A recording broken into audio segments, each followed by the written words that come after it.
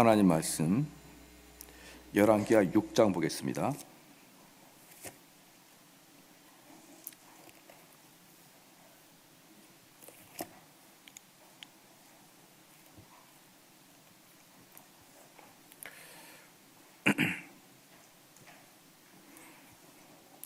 열왕기하 6장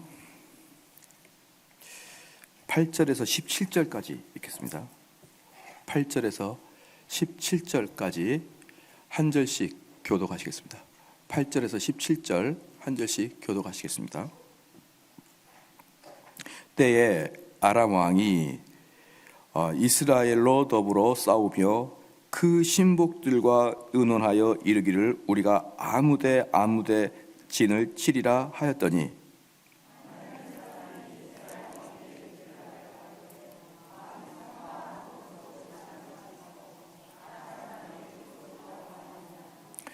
이스라엘 왕이 하나님의 사람의 자기에게 고하여 경계한 곳으로 사람을 보내어 방비하기가 한두 번이 아닌지라.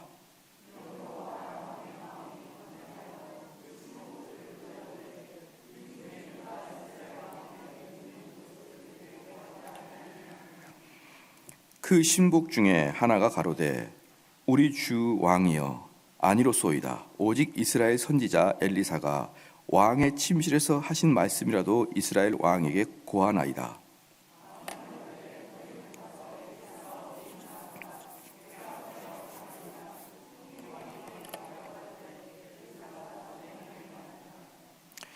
왕이 이에 말과 병거와 많은 군사를 보내매 저희가 밤에 가서 그 성을 에워쌌더라.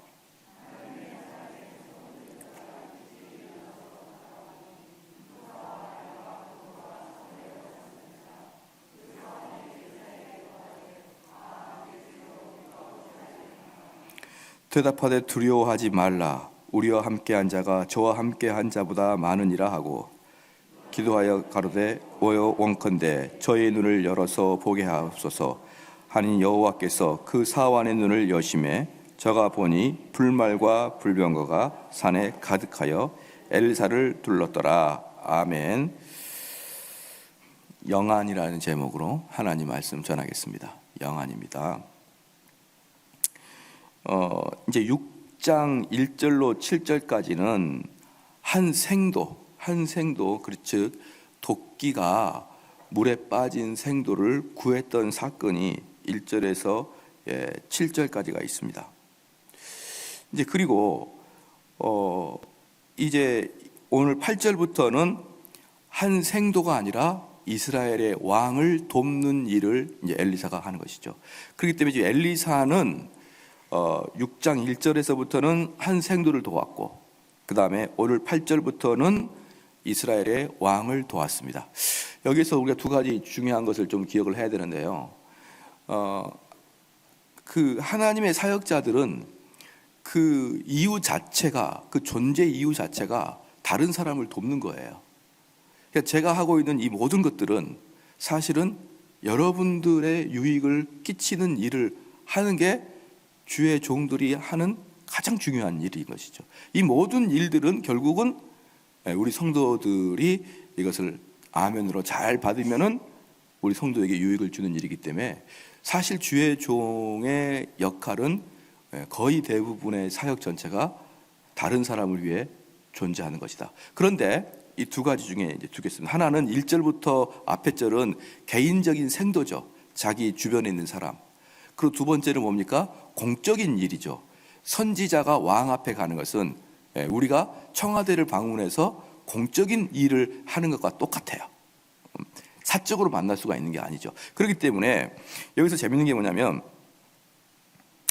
그 9절에 하나님의 사람이 이스라엘 왕에게 기별하여 이렇게 나가거든요.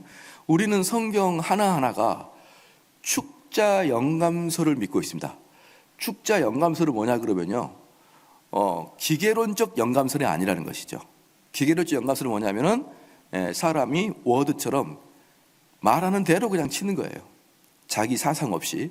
그러나 우리가 옛날에 벨지 신앙고백에서 다 배웠듯이 성경은 그렇게 기계론적으로 쓰이지 않는다. 바울의 문서와 요한의 문서는 다르다. 바울의 문서와 요한의 문서는 다르다. 왜 그러냐 그러면 하나님의 역사하심은 똑같은데, 성령의 역사하심이 똑같은데, 그 성령의 역사하심을 밖으로 표출할 때는 자기의 인격이 거기에 투영되고 자기의 지식과 경험과 본 것들이 투영되어 나오기 때문에 성령께서 역사하시더라도 저자의 그 인격을 무시하지 않고 나온다, 이거거든요. 이런 의미에서 우리 개혁교회는 기계적 영감서를 동의하지 않는다. 그러면 또 이제 이거 있어요. 메시지만 주고 그 내용만 주고 그 내용을 풀어 쓰는 것을 사람의 인격에 따라 알아서 하라, 이런 또 이건 또 극단적인 거거든요. 메시지만, 주요 메시지만을 가지고 있으면서 그것을 풀어낼 때는 인격에 따라 너희들이 자유롭게 풀어 써라, 이제 이렇게 자유 영감설이 있는데, 그것도 우리는 동의가 안 되는 겁니다. 그것도 동의가 안 된다. 그리고 우리는 개혁교회는 뭐냐면 축자 영감설이에요. 뭐냐 그러면 하나님이, 성령이 우리에게 무슨 말씀을 하시고 그게 우리에게 투영될 때 단어까지 하나님이 제시하더라는 거예요. 단어까지 어떤 단어를 쓸 것인가까지 하나님 우리에게 제시를 하되, 그럼에도 불구하고 그 쓴 저자의 인격을 절대로 거슬리지 않게 인격을 그대로 사용하면서 심지어 하나님이 단어까지 세밀하게 주신다, 이 말이에요. 그렇기 때문에 이 부분도 사실은 신비입니다. 그냥 기계론적 영감설이라 그러면 또 쉬울 거고, 자유롭게 썼다 그러면 쉬울 건데, 이건 기계론적 영감도 아니고 자유도 아니에요. 뭡니까? 단어까지 하나님이 제공해 주셨는데, 그러나 그럼에도 불구하고 그 메시지를 풀어 써갈 때는 그 사람의 인격을 도외시하지 않고 썼다. 이게 축제 영감이거든요. 이게 우리 개혁교회가 믿는 건데, 그러므로 여러분들은 이 성경을 볼 때 이런 보면 됩니다. 이 바울의 특징이 뭐냐, 이걸 발견한 것도 좋아요. 이걸 항상 발견하고, 성경을 많이 읽는 사람은 이것은 누가의 어법이야, 이것은 요한의 어법이야, 이렇게 구별할 수 있어야 되는 거예요. 이게 성경을 많이 읽는 사람 특징이에요. 그래서 성경 딱 한 절만 봐도 이것은 왠지 누가복음 같은 느낌이 된다, 이런 식의 느낌이 들 정도로 여러분이 성경이 친숙해야 되는 거예요. 바울 서신의 글을 보면서 이게 복음서에 있나 이래 버리면 그 큰일인 것이죠. 그렇기 때문에 저자의 특징에 따라서 문장이 다르고 쓰이는 단어가 달라요. 그럼에도 불구하고 하나님은 단어까지 세심하게 그 사람에게 전달해 준다, 이것을 여러분이 잘 알아야 됩니다. 그렇기 때문에 우리는 성경 볼 때 그 단어 하나도 그냥 보면 안 됩니다. 여기서 봐보십시오. 9절 말씀에 하나님의 사람이 이렇게 써 있거든요. 하나님의 사람이 이스라엘 왕에게 기별하여 가로되, 왜 엘리사가 가로되 이렇게, 엘리사가 이스라엘 왕에게 기별하라 이렇게 하지 아니하고 하나님의 사람이 이렇게 했을까요? 그렇죠?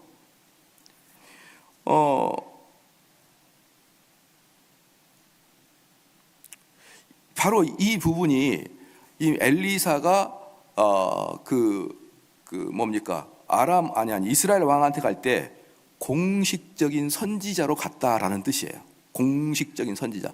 그래서 이걸 읽다가 엘리사가 나오면은 사적인 이야기를 하게 될 것이고요.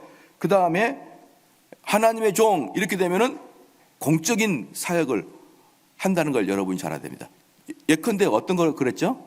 야곱이라고 이름 나오면은 주로 사적인 내용을 다룰 때, 그래서 야곱이라고 이름 나오면 거의 대부분 나쁜 놈으로 나와요. 나쁜 놈, 사기꾼 같은 나오고, 아주 속이고 나오고, 아주 약삽하고, 그런 방식으로 야곱이 나온 반면에 야곱이 공개적인 자리에서 모든 사람의 대표로 나갈 때는 이스라엘이라 이렇게 이름을 바꾸는 것처럼, 여기에서도 하나님의 종, 하나님의 사람 이렇게 나갈 때는 공적인 관계로 이스라엘 왕에게 나갔다고 보면 됩니다. 그래서 이 6장 1절에는요, 선지자의 생도가 엘리사에게 이르되 보소서 우리가 당신과 함께 거한 곳이 우리에게 좁으니, 이게 쭉 하거든요. 그러니까 2절 후반부에 엘리사가 가로되 그렇게 이야기합니다.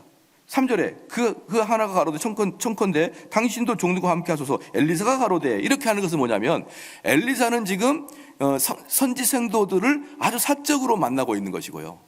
그리고 이 사적으로 만나는 됨에도 불구하고 엘리사는 그들을 위해서 사역하고 있고요. 엘리사가 이제 공적인 면으로 가서 어떤 공무원을 만나거나 또는 왕을 만날 때는 공적으로 가지만 사실 내용면은 똑같이 그 사람을 위하러 나간 겁니다. 여러분 동의가 되시죠? 그렇기 때문에 주의 종은 사람의 지위와 상관없이 동등하게 사람을 볼 수 알아야 됩니다. 동등하게. 이 사람이 많이 배웠고 적게 배운 차이 때문에 이 사람에 대해서 상담을 다르게 하거나 뭐 이렇게 내용이 절대 그렇게 하면 안 되는 거예요. 한 영혼은요, 많이 배우나 적게 배우나 나이가 많으나 적으나 그 영혼은 여러분 똑같습니다. 그럼 그걸 잘 알아야 되는. 그래서 우리가 사람을 볼 때 그 사람의 직함과 직위는 사실 교회에서는 중요한 게 아니에요. 우리 교회에 오시는 이제 분들에게는 제가 그분들이 자신의 학력이나 자신의 직업을 이야기하지 않을 때는요, 묻고 싶지도 않고 현대교회는 잘 묻지도 않아요. 그리고 저는 그렇게 묻고 싶지도 않아요. 그분이 무엇을 하는 거하고 목회자고 뭔 상관입니까 그게? 사실 자세히 한번 생각해 보십시오. 그분이 무엇을 하는 거하고 목회자가 그분의 영혼을 내다보는 것하고 뭔 상관이 있습니까? 사실 별로 상관이 없거든요. 그렇기 때문에 하나님의 말씀을 전달하는 사람들은 아주 개인적인 사적인 사람을 만나거나 공적인 사람을 만나거나 아주 낮은 사람을 만나거나 높은 사람을 만나거나 똑같이 대해야 되고 똑같은 사역을 해야 되고 똑같이 가르쳐야 됩니다. 할렐루야. 바로 그 이야기입니다. 그러면 이게 재밌는 게 뭐냐 그러면 이 8절에 때에 아람 왕이 이스라엘로 더불어 이렇게 나오거든요. 때에. 그 다음에 싸우며 그 신복들과 의논하여 이르기를 우리가 아무데 진을 치리라 하였더니, 이게 이제 이 때에가 나온 게 중요합니다. 때에. 이것도 갑자기 그때에 이렇게 나온 거예요. 그게 뭐냐 그러면 6장 1절부터 7절까지는 삽입구입니다. 논리의 흐름상 5장 27절 이후에 6장 8절이 나와야 돼요. 그래서 5장 27절 읽어볼게요. 그러므로 나아만의 문둥병이 네게 들어 내 자손에게 미쳐 영원토록 이르리라. 게하시가 그 앞에서 물러나오매 문둥병이 발하여 눈같이 되었더라. 그리고 그때에 이렇게 되는 거예요. 그때에 그 즈음에 그 일이 있고 나서 이렇게 된 겁니다. 그때에 아람 왕이 이스라엘로 더불어 싸우며. 여러분 이거 재밌지 않습니까? 저는 이거 볼 때마다 5장 한번 봐볼까요? 5장 5절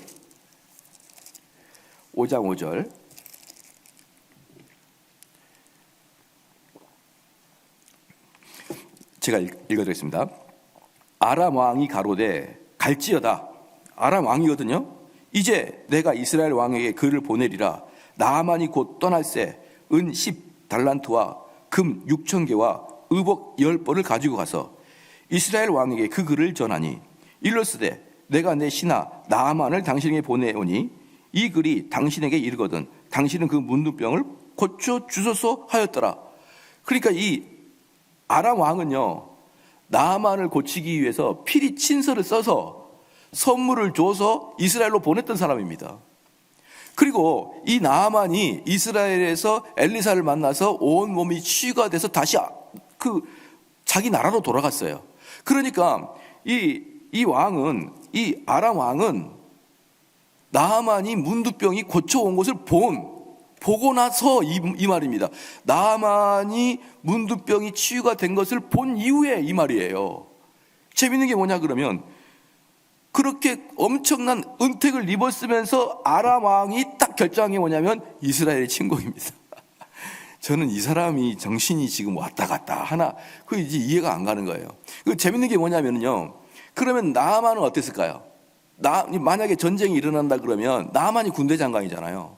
그러면 나아만에게 아마 분명히 물어봐야 되는데 여기에 보니까 나아만의 이름이 안 나와요. 누구랑 합니까? 때에 아람 왕이 이스라엘로 더불어 싸우며 그 신복들과 의논하였습니다. 그러니까 이 아람 왕이 군대 장관 나아만과 의논한 게 아니라 그 신복들과 의논하여 전쟁을 계획하더라 이 말인 것입니다. 사랑하는 성도 여러분, 사람이 악을 악으로 갚는 것만큼 추악한 게 어디 있습니까? 악을 악으로. 여기 한번 잘 보십시다. 우리는 워낙에 어릴 때부터 드라마나 영화를 많이 봐요. 영화 보면은 그 패턴이 있지 않습니까? 그 패턴이 뭐냐면 마지막에 주인공이 확실히 적군들을 아주 깨끗이 쓸어버리죠. 완전히 상대편을 깨끗이 쓸어버리거든요. 그러면 그 깨끗이 쓸을 때 우리는 그 주인공이 그 적을 깨끗이 쓸을 때 엄청 카타르시스를 느낍니다. 왜 카타르시스를 느끼냐면요, 그 주인공이 그 적들을 죽이기 이전까지 얼마나 얄미운 짓을 했는지 몰라요. 자기 아내를 죽이고 딸을 죽이고 납치하고 막 죽이고 막 이런 엄청나게 그렇게 너무나 그 추한 그런 일들, 너무나 화난 일들을 그 주인공이 마지막에 다 쓸어버리기 전까지 우리를 엄청나게 화가 나게 하는 거예요. 저 인간들 너무너무 싫다. 그러니까 마지막에 주인공이 싹 쓸어버리면 어때요? 너무 통쾌하다. 그러고 이제 영화 극장을 나오는 거예요. 그렇죠? 그렇기 때문에 우리는 어릴 때부터 우리도 모르게 우리를 열받게 하는 사람을 내가 직접 원수를 갚은 게 정의같이 느껴지고 내가 직접 원수를 갚는 거 그것만큼 속 시원한 게 없는 거예요. 그러나 하나님은 분명히 말씀했습니다. 원수 갚는 일은 내일이라고. 그렇기 때문에 우리가 이런 영화를 보면서 우리는 상당히 우리 내면에 저는 문제가 발생한다고 생각하는 거예요. 저 이번에 PC방 살인 사건 일어났었잖아요. 그 여러분 동영상 보셨습니까? 어젠가 오늘인가? 그 범인이 내가 왜 죽였는지에 대해서 여러분 그 인터뷰한 거 보셨어요? 보신 분도 있고 안 보신 분도 계신 분인데 저는 그거 보면서 정말 저는 그 범인의 마음을 정확하게 이해가 되더라고요. 범인이 말을 하면서 점점 흥분하는데 어떻게 얘기하냐면요, 내가 이 라면 그릇 좀 치워달라 그랬는데 그거 안 치워주고 무시하고 화를 내더라는 거예요. 네가 치우라, 이런 식으로 반말을 쓰더라는 거죠. 그 알바하는 나이가 어리고 얘는 30살인가 넘었을 거예요. 그러니까 이제 이 사람이 화가 난 거예요. 화가 난 겁니다. 그래서 너 사장 데려와 이러니까 또 알바가 네가 연락해라 이런 식으로 이제 했다는 거예요. 그래서 자기 마음속에 어릴 때부터 학대를 당했던 내용들이 너무나 생각하면서 내가 이놈도 죽이고 나도 죽어야지 이런 그런 분노가 폭발했다는 거예요. 그러면서 하는 말이 뭐냐면은 걔가 나를 그렇게 분노치 않게 했으면은 이런 사건이 안 일어났을 텐데 라는 내용의 이야기를 합니다. 여러분, 그게 바로 현대인들의 자력 구제입니다. 내가 왜 이렇게 화를 냈는지 알아? 너가 나를 지금 열받게 했잖아, 이거예요. 여러분, 그게 바로 극단적으로 살인까지 가잖아요. 내가 가만히 있었잖아. 나는 말 안 하고 가만히 있었는데 너가 지금 나한테 계속 말을 걸고 나를 계속 화를 나게 했잖아.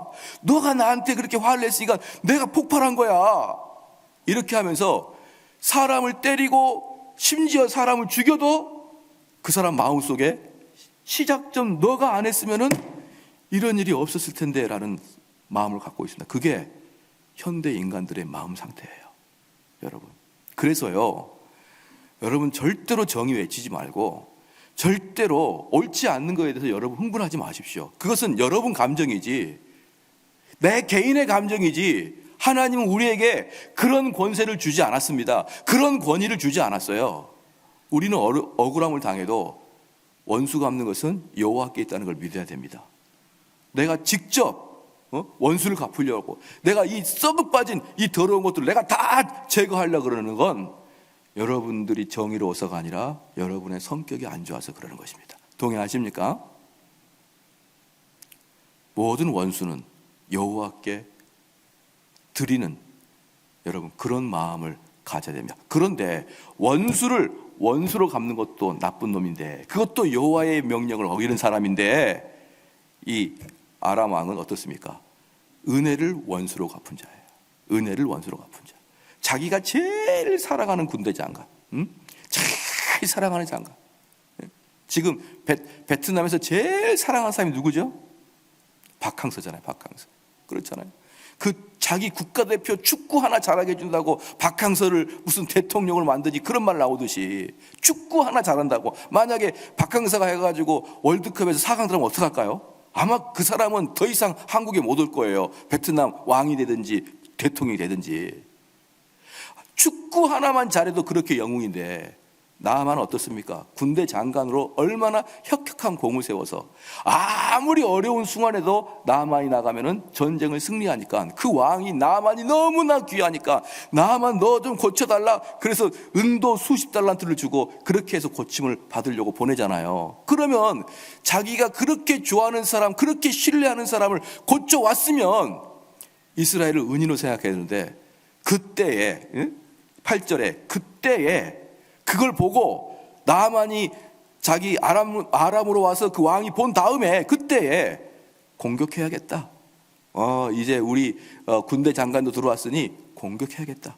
여러분, 이게 바로 세상 사람입니다. 이게 악인들의 전형적인 모습이에요. 악인들은요, 절대로 여러분 착각하지 마십시오. 우리가 잘해준다고요? 그럼 그들이 마음이 바뀔 것 같죠? 우리에게 덕 보면 그들이 마음이 바뀔 것 같죠? 안 그래요. 절대로 안 그렇습니다. 내가 그 사람을 전도하려고 밥 사줘 보십시오. 그리고 뭐 선물 많이 해 보십시오. 그런 다음에 이 친구가 왜 이렇게 잘해주지? 한 다음에 한 두 달 있다가 야, 우리 전도대회인데 한번 가보자. 그럼 어때요? 너 그거 하려고 사줬구나. 너 그거 하려고 나한테 지금까지 잘했구나. 이러면서 지금까지 했던 모든 것들을 여러분 한순간에 다 무시합니다. 그러니까 사람 전도할 때 잘 좋은 관계 맺어서 전도하려고 하지 말고 전도부터 하십시오. 전도부터. 할렐루야. 그 사람들은 거의 그래요. 지금 전도하고 있습니까? 관계 맺고 있는 중이라고. 좋은 관계 맺고 있는 중이라고. 아, 그래요? 언제 정도 그러면 전도할 것 같습니까? 이제 막 관계가 좋아졌는데 전도하면 관계 깨집니다. 그래가지고 십수년을 가버립니다. 그렇게 해가지고 여러분 처음부터 얼굴 딱 깔고 전도부터 하십시오. 그러면 여러분과 그 사람의 관계는 최악의 관계가 될 거예요. 그때부터 어때요? 더 이상 떨어질 거 없는 거예요. 그때부터는 좋아질 것만 있는 겁니다. 그렇기 때문에 악한 마귀는요, 야, 너가 그 사람을 감동시켜서 너가 그 사람에게 이득을 줘서 심지어는요, 직장에서 상사가 부하 직원한테 가자 그래도 상사라 그래도 마음도 꿈쩍도 안 하는 게 종교입니다. 나에게 좋은 오더를 떨어주는 사람이 가자 그래도 안 가는 게 교회예요. 그렇기 때문에 여러분들이 그 사람들에게 좋은 이득을 끼쳐서 교회에 데리고 나올 수 있다고 생각 안 하시기를 주의 이름 축원합니다. 처음부터 입을 열어서 전도하십시오. 그러지 않으면요, 절대로 기회를 마련하기가 어려울 것입니다. 보십시오. 이 아람 왕이 이스라엘에게 분명히 큰 은혜를 입고, 심지어는요, 은혜만 입은 게 아니에요. 뭐 또 본 겁니까? 이스라엘의 놀라운 여호와 하나님의 능력까지 체험한 거예요. 하나님 능력까지 체험했죠. 이익을 봤죠. 그럼 그 사람 마음이 돌아서야 되는데 아닙니다. 내가 이스라엘을 치하하겠다. 싸워야겠다. 그렇게 얘기합니다. 그럴 때 9절 말씀에 하나님의 사람이 이스라엘 왕에게 기별하여 가로되 왕은 삼가 아무 곳으로 지나가지 마소서. 아람 사람이 그곳으로 나오나이다. 여기서도 보면은요, 이 8절에 신복들과 의논하여 이르기를 우리가 어디 잠복해 있다는 거예요.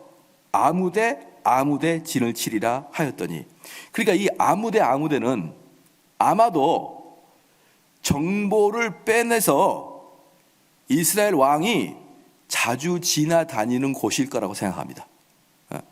정보를 뺐겠죠. 이분이 이스라엘 왕이 자주 지나가거나 자주 방문하는 곳일 것이다 이 말이에요. 그런데 여기서 엘리사가 뭐라 그러냐면, 그러면 하나님의 9절 말씀, 하나님의 사람이 이스라엘 왕에게 기별하여 가로되 왕은 삼가 어느 곳을 가지 마소서 이렇게 이야기하더는데 뭐라고 합니까? 왜 대답도 안 합니까? 시작. 아무 곳으로도 지나가지 마소서 이렇게 하거든요. 지금 무슨 말이냐면 이게 나가지 마세요 이 말이에요. 궁궐 밖에 나가지 마세요. 왕이 맨날 가야 되는데. 그런데 10절 말씀에 이스라엘 왕이 하나님의 사람의 자기에게 고하여 경계한 곳으로 사람을 보내어 방비하기가 한두 번이 아닌지라. 이제 여기서 보면은 여러분이 뭘 알아야 되냐면 주의 종은 본질적으로 그 사역의 바탕이 다른 사람을 위함이에요. 처음에도 말씀드렸지만 사적인 관계에서도 다른 사람을 위하며 공적인 관계에서도 다른 사람을 위하는 사역을 해야만 됩니다. 그렇기 때문에 사랑하는 성도 여러분, 주의 종에게 경고 듣는 걸 기뻐해야 됩니다. 주의 종은 그 일을 하라고 주님이 보내신 거예요. 그래서 말씀을 가르치는 저는 여러분들이 말씀 안에 잘 살고 있는지를 눈여겨봐야 되는 것입니다. 그래서 위험에 처해 있거나 이탈되어 있으면은 이야기를 해야 되는 것입니다. 그게 주의 종이 해야 될 일이에요. 주의 종이. 그런데 여기서 보시면요, 우리 이런 그 목사와 성도들 간에는 우리나라는 이런 게 아직 부족해요. 부족한데 이 엘리사가 이야기를 하는 걸 딱 보십시오. 9절에 하나님의 사람이 이스라엘 왕에게 기별하여 가로되 왕은 삼가 아무 곳으로 지나가지 마소서, 이렇게 명령법으로 이야기합니다. 왕은 삼가, 이게 뭐냐면 잘 들으십시오. 내 얘기. 당신은 이제 나가지 말고 궁궐에만 있으십시오. 이렇게 명령법으로 이야기합니다. 바울이 그리고 고린도 교인들한테 문제를 지적하거나 디모데한테 너가 앞으로 어떻게 목회를 하라 이럴 때는요, 그 특징이 뭐냐면 단호한 명령법이에요. 그렇게 하지 마. 이게 대단히 아무것도 아닌 것 같은데요, 제가 처음에 말씀드렸지만 성경은요, 글자 하나하나에 의미가 있는 거예요. 이렇게 단호히 명령법을 내리는 이유는 뭐냐면요, 단호히 명령을 하지 아니하면 전적 타락한 인간은요, 그걸 잘 못 받아들입니다. 너 이거 하지 마, 이거 하고 안 하는 게 좋겠어 하고는 전혀 다릅니다. 이 어법의 차이가 좀 커요. 어법의 차이가 있는데 요즘 현대인들은 명령법, 질서법적으로 이야기하는 걸 대단히 듣기를 거북합니다. 그런데 주의 종은 경고를 내려야 될 사람들은 최소한 직설법적이고 명령법적으로 이야기를 해야 돼요. 그렇게 하지 마십시오. 비록 그 사람이 존댓말을 쓸지라도 단호하고 그 사람이 순종할 수 있도록 당당하게 이야기해야 됩니다. 그래서요, 여러분 자녀들한테도 잘 들어야 됩니다. 자녀들한테도 때로는 어떤 분들이 그래요. 얘들한테 그거 하지 마세요, 하지 마세요 그래요. 저는 그분들이 왜 존댓말을 쓰는 이유를 압니다. 왜냐 그러면 이 아이에게도 존댓말을 익히게 해주려는 생각이 커요. 근데 여러분 자녀들한테 존댓말 쓰지 마십시오. 자녀들한테는요, 하지 마, 이렇게 이야기해야 되는 거예요. 요즘 엄마 아빠들은 자녀들한테 그러면 안 돼요 막 이러는데, 참 그건 말도 안 돼요. 그건 안 돼요가 아니라 그건 안 돼, 하지 마, 단호하게 이야기해야 됩니다. 그게 명령을 내리는 자들이 항상 왜 그러냐면 내가 권위 있어가 아니고 이 말을 듣는 상대가 그 말에 순종할 수 있도록, 즉 누구를 위함입니까? 그 사람을 위해서, 듣는 사람을 위해서 그거 하지 마십시오, 그거 해야 됩니다 라고 단호하게 이야기됩니다. 그랬더니 엘리사가, 다시 9절 읽을게요. 하나님의 사람이 이스라엘 왕에게 기별하여 가로되 왕은 삼가 아무 곳으로 지나가지 마소서, 아람 사람이 그곳으로 나오니이다. 그래서 여러분들은 만약에 왕에게 선지자 나타나가지고 아무 데도 돌아다니지 말고 그냥 왕은 이제 궁궐에만 있으십시오. 왕이 뭐라고 할까요? 나 평상시에 어디 가는 거 좋아하는데 거기도 가지 마십시오, 거기도 위험합니다, 아무 데도 가지 말고 그냥 궁궐에만 있으십시오, 이렇게 이야기하면은 왕이 기분이 나쁘겠죠. 기분이 나쁘겠는데 그 기분 나쁜 걸 감수하고 듣는 게 복이더라. 그 기분 나쁜 걸 감수하고 듣는 게 복이더라. 그래서 이렇게 하니까 10절 말씀에 이스라엘 왕이 하나님의 사람이 자기에게 고하여 경계한 곳으로 사람을 보내어 방비하기가 한두 번이 아니지라. 뭐냐 그러면 이스라엘 왕이 하나님의 사람이 자기의 딱 충고한 걸 들었거든요. 들었는데 반신반의입니다. 반신반의. 진짜 그럴까? 아닐까? 그래서 자기 부하들을 보내봅니다. 야, 거기 가봐, 뭐가 있는지 보내보는 거예요. 그랬더니 왕이 자주 가던 어느 곳에 아람 군대가 포진되어 있다는 것을 발견하게 된 것입니다. 사랑하는 성도 여러분, 그렇기 때문에 이렇게만 하기를 바랍니다. 만약에 제가 우리 성도들에게 단호하게 하지 마십시오 라고 이야기했는데 그게 만약에 기분이 나빠요, 그러면 반신반이라도 해라. 예, 막 마음에 기뻐서 순종하지는 않더라도 주춤주춤하면서 한번 테스트해봐라. 여러분, 그것만으로도 복을 받는 것입니다. 물론 목회자의 말이 다 맞는 건 아니에요. 다 맞는 건 아니고 그 사람이 무슨 하나님의 특별 대사 그런 건 아닙니다. 그럼에도 불구하고 말씀 맡은 자들은 이 교회에서 가장 권면을 해줄 수 있는 가장 중요한 사람 중에 한 명이에요. 그렇기 때문에 그분들이 여러분에게 경고하거나 권면하거나 어떤 단호한 말을 했을 때는 마음속에 기분이 나쁘고 그 마음속에 정말 전적인 동의가 되지 않을더라도 어때요? 그 말에 대충 한 번은 순종해 보는 것도 복이더라 이 말입니다. 그랬더니 어떻게 됩니까? 10절 이스라엘 왕이 하나님의 사람의 자기에게 고하며 경계한 곳으로 사람을 보내어 방비하기가 한두 번이 아닌지라. 이러므로 아람 왕의 마음에 번뇌하여 그 신복들을 불러 이르되 우리 중에 누가 이스라엘 왕의 내응이 된 것을 내게 고하지 아니하였느냐. 그러니까 이제 이 아람 왕의 마음 속에는 이제 불안함이 생긴 거예요. 근데 불안함이 생겼는데 그게 뭐라고 했냐면은 누가 내통하고 있느냐 이 말입니다. 우리 중에 누가 첩자가 있느냐. 예, 여기서 보면은요, 이 아람 왕은 당연한 반응입니다. 당연한 반응. 왜냐하면 아람 왕은 자기가 절대로 누구를 대적하고 있는지 모르냐면은 하나님을 대적하고 있는지 몰라요. 자기가 싸우고 있는 것이 이스라엘 왕이라고 생각하지만 그리고 자기는 철저히 계획을 갖지만 아람 왕에게는 절대로 들어가지 않는 게 하나님의 개입에 대해서는 들어가지 않습니다. 그래서요, 이 사람은 하나님의 개입을 전혀 고려하지 않으니까 그럼 도대체 이 정보가 어디에서 샜단 말이냐, 우리 중에 첩자가 있지 않느냐라는 결론에 이르게 된 것입니다. 이건 당연한 말이죠. 그래서 13절에 보니까 12절에 보니까 그 신복 중에 하나가 가로되 우리 주 왕이여 아니로소이다. 오직 이스라엘의 선지자 엘리사가 왕이 침시해서 하신 말씀이라도 이스라엘 왕에게 고하나이다. 그 중에 신복 중에 하나가 누구였냐면 엘리사라는 선지자가 있는데 그 사람은 왕이 침시해서 무슨 말 하는지도 다 압니다. 사랑하는 성도 여러분, 여기서 6장 12절의 선지자는요, 하나님 여호와의 선지자를 말하는 게 아니고 점성술사를 말합니다. 점성술사. 그렇기 때문에 지금 여기서 그 아람 군대가 아람 그 왕과 그 밑에 신복들은 아주 용한 점쟁이가 이스라엘에 있다. 지금 이렇게 표현한 것이죠. 이렇게. 그러니까 13절에 왕이 가로되 너희는 가서 엘리사가 어디 있나 보라. 내가 보내어 잡으리라. 혹이 왕에게 고하여 가로되 엘리사가 도단에 있도다.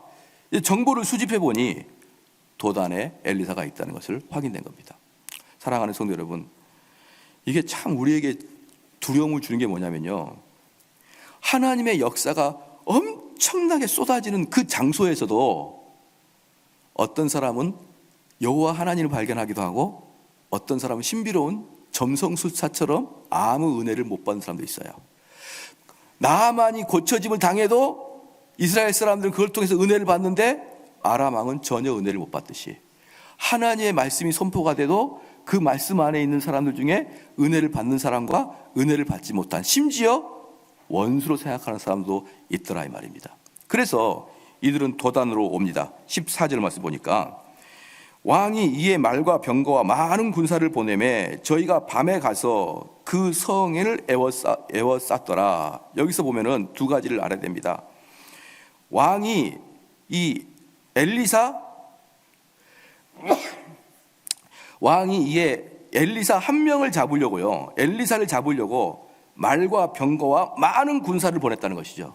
이게 뭡니까? 엘리사를 두려워했다는 거예요. 엘리사를 두려워했다. 그리고 이것은 하나님을 믿지 않는 사람들이 하나님을 대적할 때 그들 마음속에 두려움이 있습니다.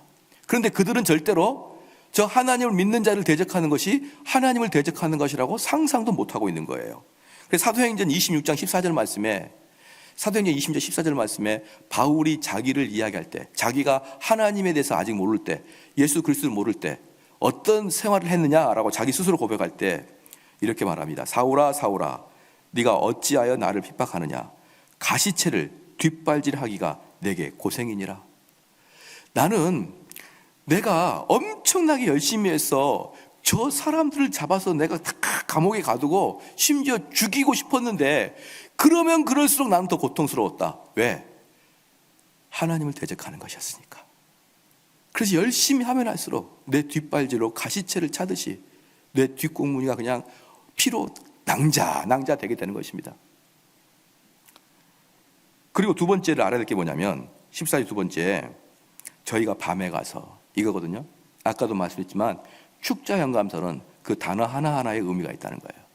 이 밤은 뭐냐면 실질적인 저녁도 되지만 두 번째는 뭐냐면 성도들에게 악한 세력이 덮칠 때는 우리들의 흑암일 때, 즉 깨어있지 않을 때, 우리가 흐리멍텅할 때, 우리의 정신이 올바르지 않을 때, 우리가 판별력이 없을 때, 그때 나도 모르는 사이에 악한 마귀가 우리를 침범한다는 것이에요. 여기서 밤은 단순히 지금처럼 밤이 아니에요. 지금처럼 밤도 되지만 성도들이 깨어있지 않은 그때 악한 마귀는 우리를 어느 순간에 지배하고 있는 것입니다. 그래서 성도들은요 항상 깨어있어야 됩니다. 15절 말씀에 하나님의 사람이 수종 드는 자가 일찍이 일어나서 나가보니 군사와 말과 병거가 성읍을 에워쌌는지라. 그 사환이 엘리사에게 고하되 네 주여 우리가 어찌하리이까. 여기서 하나님의 사람의 수종드는 자가 일찍이 일어나서, 이 수종드는 자는 5장에 나와 있는 게하시가 아닙니다. 게하시를 이제 해임시켰어요. 왜? 더 이상 문둥병 환자는 성 안에 있지 못하니까 게하시는 해고시켰고 새로운 사환이 들어온 것입니다. 이제 완전히 신입생이죠. 신입생이 일찍 일어나서 보니까 군사와 말과 병거가 쫙 깔린 거예요. 그리고 이 사환이 엘리사한테 뛰어가지고 탄식 쏠리면서 내 주여 우리가 어찌하리까. 사랑하는 성도 여러분, 여기서 또 하나 한번 배웁시다. 이제 신입생입니다. 이제 신앙생활 얼마 하지 않았어요. 그러면 그들이 때로는 이 문제를 어떻게 해결할까요? 목사님 저는 정말 힘듭니다. 그 옆에 있는 권사님 장로님들이 다 어릴 땐 다 그래. 믿음이 왜 그 모양이야? 이렇게 안 하시기를 주의로 축원합니다. 믿음이 어린 자들은요 툭 하면 그렇게 돼 있는 거예요. 내 인생이 왜 이 모양이지? 왜 나는 되는 게 없을까? 그리고 또 신앙생활을 잘못 이해해가지고 잘못 이야기할 수도 있어요. 그럴 때 어떻게 하면 됩니까? 신앙생활에 연륜이 많은 사람들이 그 사람들을 보듬어줘야 됩니다. 왜? 인생이 이제 연약하니까, 이제 막 태어났으니까. 여기 보십시오. 15절 마지막에 내 주여 우리가 어찌하리까. 그러니까 엘리사가 믿음이 없는 자여 이렇게 하지 않았습니다. 뭐라고 합니까? 대답하되 두려워하지 말라. 두려워하지 말라. 만약에 여러분 중에 어떤 사람이 목사님 저희 가정은 너무 어렵습니다. 그러면서 이렇게 하소연 하는데 목회자 그거 듣고 큰일 났구나 이러면 됩니까? 아니죠. 두려워하지 말라. 하나님이 너와 함께 하시리라. 목사님 저희 집안이 너무나 힘듭니다. 목사님 제가 너무 아픕니다. 두려워하지 말라. 하나님이 함께 하시니라. 이거예요. 믿음이 연약한 자에게는요 그렇게 해야 됩니다. 사랑하는 성도 여러분, 여러분 믿음이 없습니까? 믿음이 연약합니까? 시작. 믿음이 연약한 거예요. 믿음이 없는 자들은요 지옥 가지만 믿음이 연약한 자는 천국 갑니다. 그래서 우리는 똑바로 걷고 싶지만 연약해서 쓰러질 수밖에 없는 거예요. 그럼 연약해서 쓰러질 수밖에 없는 사람은 어떻게 해야 됩니까? 들어서 다시 이렇게 세워야죠.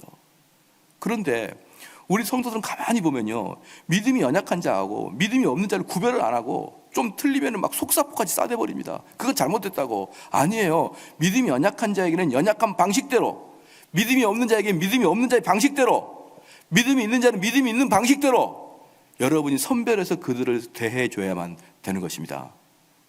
그래서 대답하되 두려워하지 말라. 우리와 함께한 자가 저와 함께한 자보다 많으니라 하고. 목사님 너무 힘들어요. 두려워 말라. 야, 홍길동 집사야, 두려워하지 말라. 왜 그러십니까? 네 주변에 천상의 천사와 만군의 하나님의 병사들이 너를 둘러치고 있다. 우리 눈에는 보이지 않지만 하나님이 너와 함께 하시고 천군 천사가 너를 지켜줄 것이고, 그것을 엘리사가 이야기합니다. 기도하여 가로되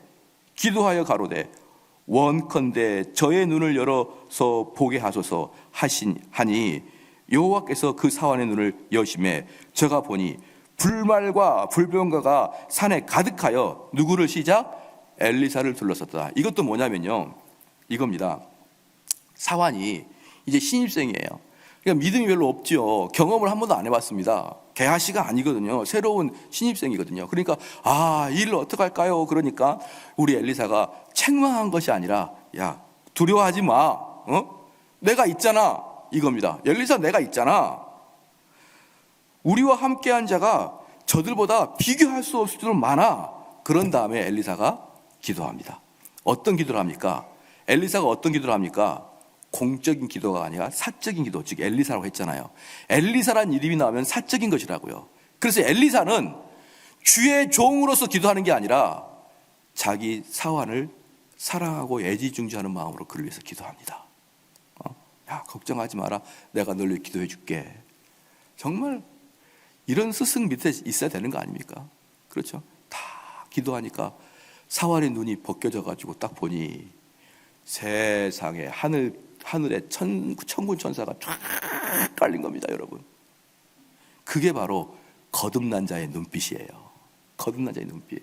거듭난 자는 오늘 내 눈에는 하나님의 천군 천사가 보이지 않다가 하나님으로부터 은혜를 다 뿜받고 내 눈이 거듭나기 시작하게 되면요, 우리를 지키고 있는 저 천군 천사가 우리를 지키고 있구나라고 확신을 하게 됩니다. 할렐루야. 여러분, 어려움을 당할 때도 두려워하지 마십시오. 두려워하지 마십시오.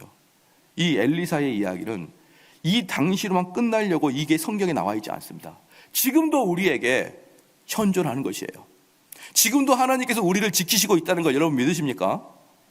그 하나님이 여러분을 하고 있고 지키고 있고, 그리고 이 하나님에게 우리의 눈을 열어달라, 하나님에게 우리에게 용기를 달라, 하나님 우리에게 치유해달라, 하나님 우리에게 두려워하지 않게 해주십시오 라는 기도를 할 때 하나님이 그 눈을 열어주셨습니다.